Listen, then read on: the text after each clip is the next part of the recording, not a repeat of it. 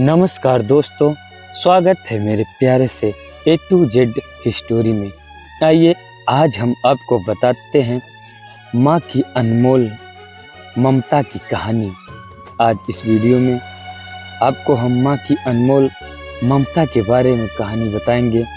दोस्तों, वीडियो को देखें या न देखें, ऑडियो को लेकिन ध्यान से सुने। आइए बताते हैं माँ की अनमोल ममता की कहानी। माँ की अनमोल ममता। रात के 12 बजे रहे थे। फोन की रिंग बजती है। बेटा नींद से जाग बड़ा खुश होकर फोन को रिसीव करता है।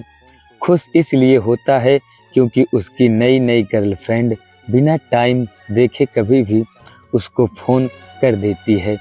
फ़ोन की दूसरी तरफ से आवाज़ आती है, जन्मदिन मुबारक हो बेटा।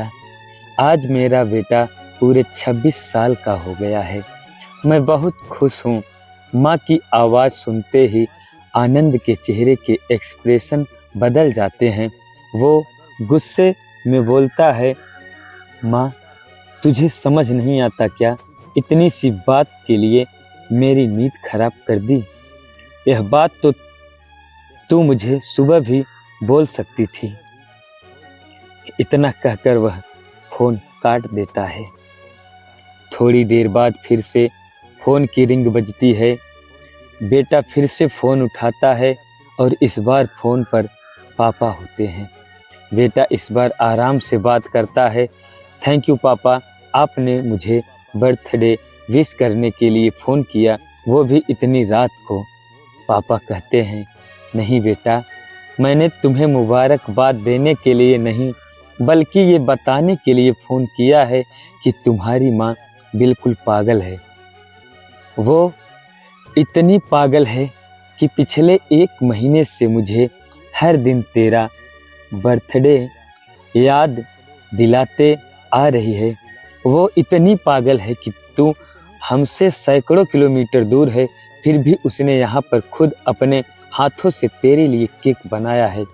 ऊपर से ये जिद कर बैठी है कि जब तक तुझे विश नहीं कर देती तब तक न खुद खाना खाएगी न मुझे खाने देगी।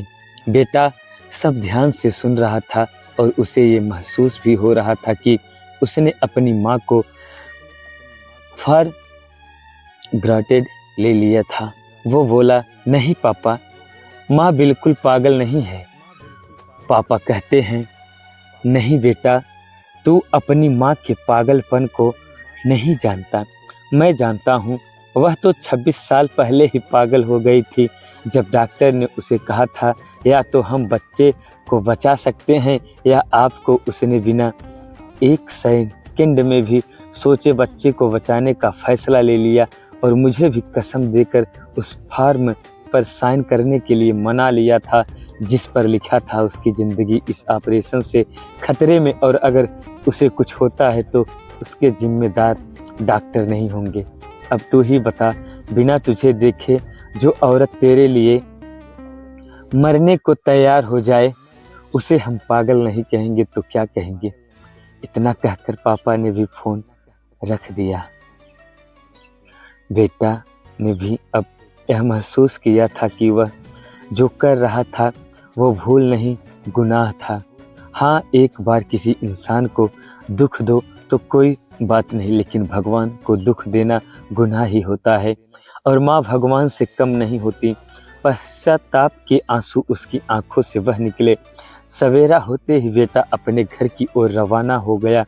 अपने माँ बाप से माफ़ी मांगने के लिए घर पहुँचते ही उसने पहले माँ से माफ़ी मांगी, जिसने उसे गले से लगा लिया।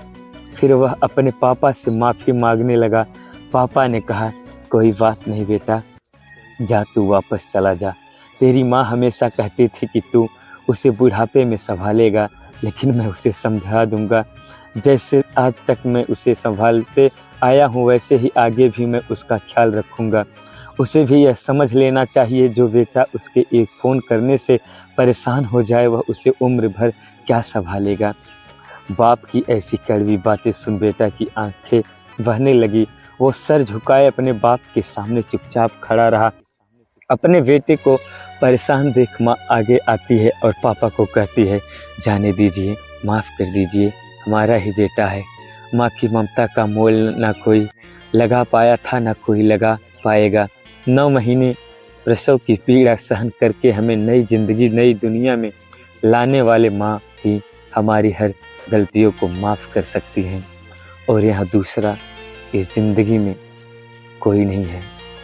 दोस्तों, इस दुनिया में सबका दिल दुखाना, लेकिन अपनी माँ का दिल कभी मत दुखाना। दोस्तों, अगर ये वीडियो अच्छी लगी हो तो प्लीज़ लाइक और शेयर, कमेंट में जय माँ लिखना ना भूलना। और यहाँ तक वीडियो देखने के लिए आपका बहुत बहुत शुक्रिया। जय श्री राम, जय माता दी, हर हर महादेव, हर हर महादेव।